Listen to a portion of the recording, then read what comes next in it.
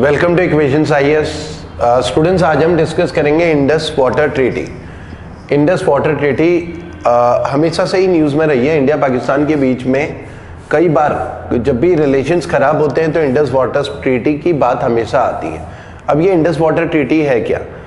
अब देखिए, जब 1947 में बंटवारा हुआ, ठीक है, दो देश बने, इंडिया और पाकिस्तान, ठीक है, ब्रिटिश इंडिया दो हिस्सों में बट गया।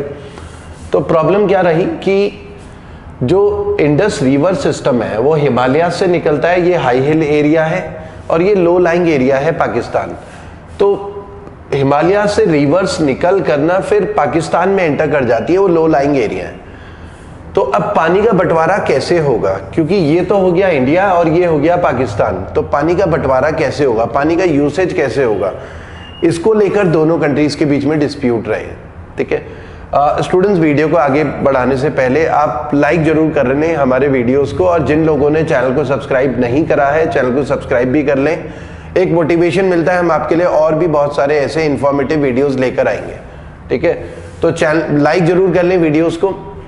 और कोई भी डाउट होता है किसी भी चीज़ से रिलेटेड तो आप कमेंट सेक्शन में अपने डाउट्स वगैरह लिख सकते हैं। मैं कोशिश करूंगा कि जितने ज़्यादा लोगों के डाउट हो सके ले सकूं। ठीक है, तो रिवर्स पाकिस्तान में एंटर कर जाती हैं। अब प्रॉब्लम यही होती है कि जो भी हम डैम वगैरह कुछ भी यहाँ पर प्रोजेक्ट्स वगैरह चलाते हैं, मतलब पानी का कंजम्पशन ज़्यादा करते हैं। हम इरिगेशन कैनाल वगैरह अगर यहाँ पर खींच लेते हैं तो पाकिस्तान में जाहिर सी बात है पानी की कमी हो जाएगी। और नदी के आसपास तो क्योंकि खेती वगैरह भी होती है, ड्रिंकिंग वाटर फैसिलिटी, मतलब बहुत सारी चीज़ें वाटर के ऊपर डिपेंडेंट रहती है। वहाँ पर एग्रीकल्चर प्रोडक्शन में भी प्रॉब्लम आ सकती है पाकिस्तान में, और ड्रिंकिंग वाटर की भी कमी हो सकती है। तो पानी को लेके झगड़ा होना तो तय है। ठीक है, तो इसलिए क्या हुआ कि अब क्योंकि वर्ल्ड बैंक क्या करता है, वर्ल्ड बैंक इंफ्रास्ट्रक्चर के लिए लोन देता है। अब जैसे इंडिया है, वर्ल्ड बैंक से मान लिया कि इंफ्रास्ट्रक्चर के लिए लोन ले रहा है, डैम वगैरह बनाने के लिए, या पाकिस्तान भी वर्ल्ड बैंक से कई बार लोन लेता है। तो हुआ क्या कि वर्ल्ड बैंक ने क्या करा, 1960 में इस ट्रीटी को ब्रोकर करा इंडिया और पाकिस्तान के लिए। मतलब वर्ल्ड बैंक ने इंडस वाटर ट्रीटी में काम करा, इंडिया और पाकिस्तान को सामने बैठाया कि पानी का बंटवारा कैसे होगा। ठीक है, इस ट्रीटी में वर्ल्ड बैंक ने क्या करा, पहले तो ये लिख लेते हैं कि ब्रोकर्ड बाय वर्ल्ड बैंक। एक तो ये है एग्जाम में, क्योंकि बहुत सारे एग्जाम में है brokered by World Bank, World Bank in 1960। ठीक है, तो 1960 में वर्ल्ड बैंक के इनिशिएटिव से ये ट्रीटी तैयार हुई थी। और इसमें रिवर को ना 6 हिस्सों में बांट दिया। अब ये समझना है, देखो ये तो मेन रिवर है इंडस रिवर, बाकी रिवर उसकी ट्रिब्यूटरी है जो फाइनली पाकिस्तान में इंडस रिवर में मिल जाती है। ठीक है, इसमें आपको दिख रहा होगा इंडस, झेलम, चेनाब, रावी, ब्यास और सतलज 6 रिवर्स में डिवाइड कर सकते हैं। मेन रिवर इंडस है, बाकी सब उसकी ट्रिब्यूटरी कही जा सकती है। ठीक है, ये इंडस रिवर और सतलज रिवर आपको दिख रहा होगा, ये मानसरोवर जो यात्रा होती है कैलाश, माउंट कैलाश, उसके आसपास का रीजन है। तो इंडस का ओरिजिन और सतलज का ओरिजिन जो है तिब्बत या चाइना माना जाता है। तो आपको एक तो ये ध्यान रखना है कि ये जो 6 रिवर है इनमें से 2 का जो ओरिजिन है वो तिब्बत से है। ठीक है, तिब्बत से, इंडस और सतलज।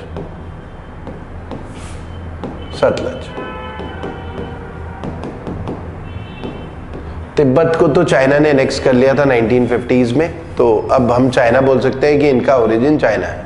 ठीक है, तो ये 6 रिवर है। पानी के बंटवारे को लेकर वर्ल्ड बैंक ने 2 चीजें बोली, 2 पार्ट में डिवाइड कर दिया इन 6 रिवर को।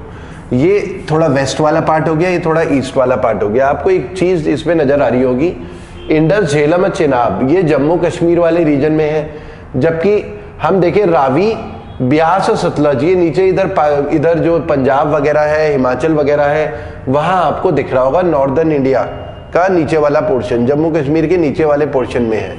तो मेनली जो पाकिस्तान के साथ हमारा डिस्प्यूट हो सकता है ज्यादा, वो झेलम, चिनाब और इंडस रिवर को लेकर हो सकता है। ठीक है, हालांकि रावी, ब्यास, सतलज भी पाकिस्तान में ही एंटर कर रही है, लेकिन वो पंजाब वाले रीजन में है। ठीक है, तो इसमें रिवर्स को ना 2 हिस्सों में बांट दिया गया, एक तो वेस्टर्न रिवर, वेस्टर्न रिवर्स ऊपर की, जैसे इंडस, झेलम, और चिनाब, ये वेस्टर्न रिवर है, ठीक है। और ईस्टर्न रिवर की अगर हम बात करें, ईस्टर्न रिवर बोला गया, ईस्टर्न रिवर बोला गया हमारा रावी, ब्यास और सतलज। एक तो बहुत सारे एग्जाम में ये भी आया कि वेस्टर्न रिवर कौन सी है और ईस्टर्न रिवर कौन सी है, ठीक है। और Sutlej, Sutlej,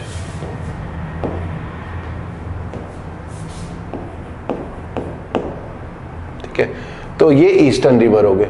western river world bank के इस ट्रीटी के हिसाब से, इंडस वाटर ट्रीटी के हिसाब, exclusive use for Pakistan, Pakistan के लिए एक्सक्लूसिव यूज के लिए होगा ये वेस्टर्न रिवर, और ये एक्सक्लूसिव यूज फॉर इंडिया।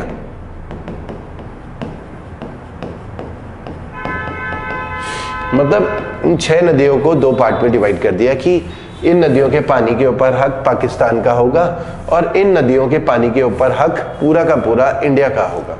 मतलब ऐसे डिवाइड कर दिया कि 6 नदियां 3-3 बांट लेते हैं। ऊपर की 3 नदियां JNK से जो होके जा रही हैं वो पाकिस्तान की हो गई, और ये जो नीचे की 3 नदियां हैं ये इंडिया की हो गई। मतलब नदियों का पानी जो है पाकिस्तान यूज कर सकता है फुल्ली, लेकिन इसमें कंडीशन बस ये है कि एक्सेप्ट कुछ डोमेस्टिक यूज के लिए इंडिया यूज कर सकता है, except for domestic use,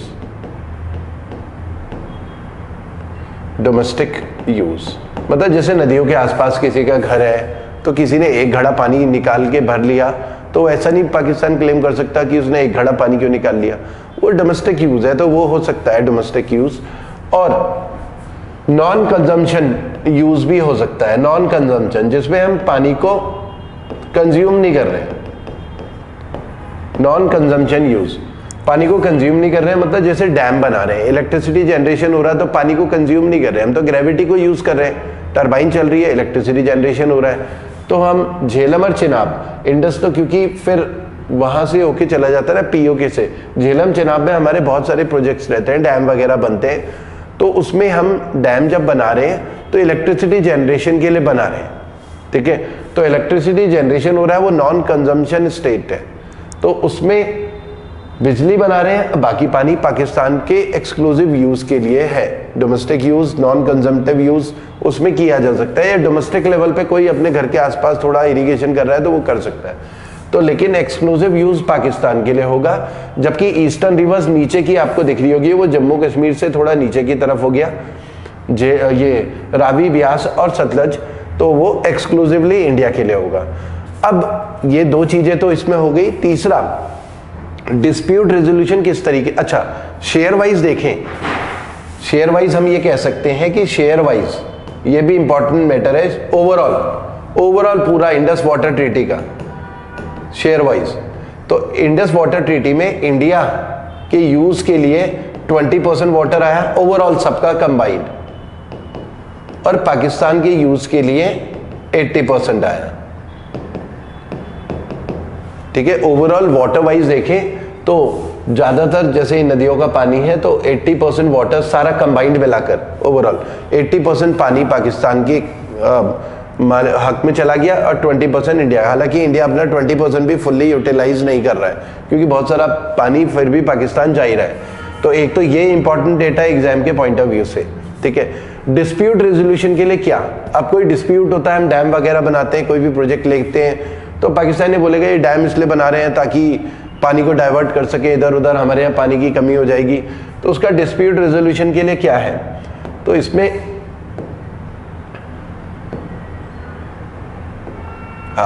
dispute resolution के लिए हमारे पास है एक तो जो परमानेंट इंडस कमीशन बनेगा, डिस्प्यूट रेजोल्यूशन,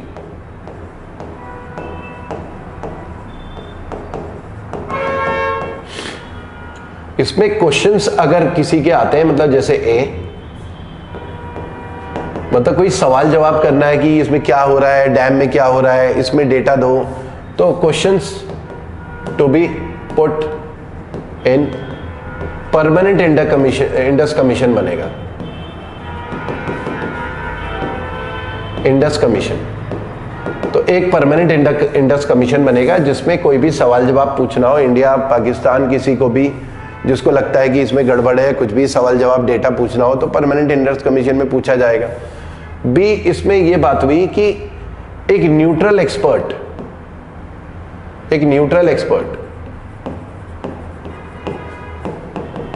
जिसको हम बोल रहे हैं एनी,